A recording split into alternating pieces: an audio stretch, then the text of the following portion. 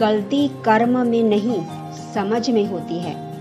दिव्य ज्ञान में आपका स्वागत है। आज का गीता ज्ञान, भगवत गीता सार, अध्याय 4, श्लोक 17। कर्मणो ह्यपि बोद्धव्यम, बोद्धव्यम च विकर्मणः, अकर्मणश्च बोद्धव्यम, गहना कर्मणो गतिः।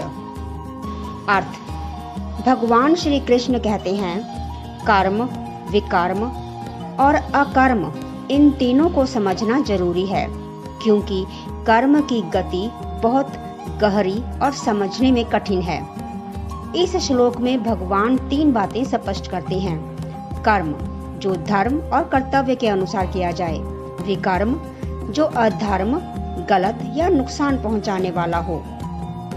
अकर्म, कर्म करते हुए भी फल की आसक्ति न रखना। भगवान कहते हैं, कर्म की गति बहुत गहरी है, इसलिए केवल काम करना ही पर्याप्त नहीं है, बल्कि यह समझना जरूरी है कि क्या सही है, क्या गलत है और कैसे बिना बंधन के कर्म करना है। मुख्य संदेश: केवल कर्म नहीं, सही कर्म का ज्ञान जरूरी है।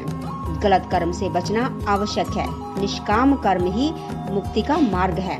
जीवन में प्रयोग: कोई भी कार्य करने से पहले सोचे, यह सही है या नहीं।